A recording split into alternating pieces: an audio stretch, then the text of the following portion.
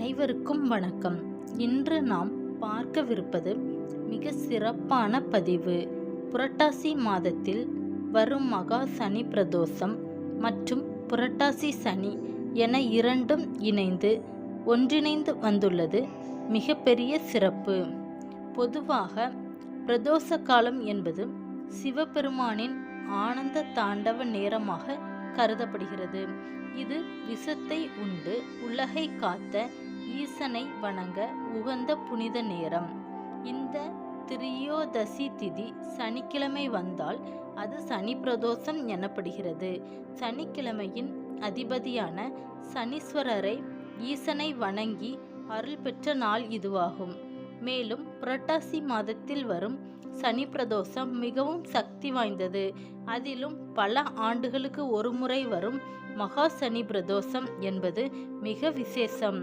மகா சனி பிரதோஷம் என்பது சனியின் ஆட்சிக்கு உட்பட்ட புரட்டாசி மாதத்தில் வரும் சனி பிரதோஷம்.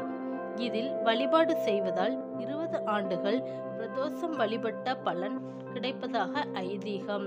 சனீஸ்வரர் நியாயத்தின் கடவுள், நம் கர்ம பலன்களை வழங்குபவர். எல்லோரும் சனியை பார்த்து பயப்பட தேவையில்லை. அவர் தவறு செய்பவர்களுக்கு மட்டுமே கடுமையான பலன்களை தருவார். சனி பிரதோஷம் அன்று நாம் சிவபெருமானையும் சனி பகவானையும் சேர்த்து வணங்கும். ஏழரை சனி, அஷ்டம சனி, கண்ட சனி போன்ற அனைத்து சனி தொடர்பான தாக்கங்களும் குறையும். சனி பகவானின் திருவருள் கூடி வரும். புராண கதைகளில் பார்க்கடலை கடைந்த போது ஆழகாலவும் வெளிப்பட்டது. தேவர்களும் அசுரர்களும் அஞ்சி ஓட உலகை காக்க அந்த விஷத்தை சிவபெருமான் உண்டார். பார்வதி தேவி தன் கணவனின் கழுத்திலேயே விஷம் தங்கிவிட செய்தார். விஷத்தின் தாக்கத்தான் ஈசன் சோர்வுற்றிருந்த அந்த திரியோதசி திதி மாலையில்தான் தேவர்கள் அனைவரும் சிவனை வணங்கினர். எனவே பிரதோஷ காலத்தில் சிவனையும் நந்தியையும் வணங்கி 30 முக்கோடி தேவர்களின் ஆசியும் ஒருங்கே கிடைக்கும். பிரதோஷ வேளையில் நந்தி பகவானை வணங்குவது மிக அவசியம். சிவபெருமான் நந்தியின் 2 கொம்புகளுக்கு இடையே ஆனந்த தாண்டவம் ஆடுவதாக ஐதீகம். நந்தியின் 2 கொம்புகளுக்கு நடுவே ஈசனை தரிசனம் செய்வது நம்முடைய பாவங்களை போக்கி நம் கோரிக்கைகளை நேரடியாக சிவனிடம் சேர்க்கும். நந்திக்கு நெய் தீபம் ஏற்றுவது, அருகம்புல் மாலை சுற்றுவது கூடுதல் புரட்டாசி மாதம் சூரியனுக்கு அதிபதியான பெருமாளுக்கு உகந்தது. அதேபோல் சனி பகவானுக்கும் உகந்த மாதம் இது.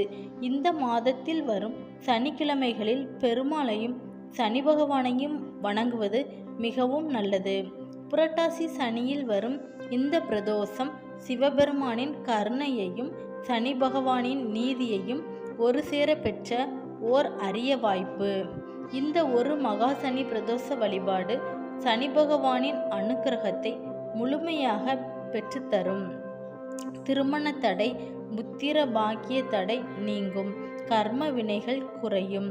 செல்வம், ஆரோக்கியம், நீண்ட ஆயுள் கிட்டும். மொத்தத்தில் 20 ஆண்டுகள் பிரதோஷம் வழிபட்ட பலன் ஒரே நாளில் கிடைக்கும். புரட்டாசி மகா சனி பிரதோஷம் ஒரு பொன்னான வாய்ப்பு.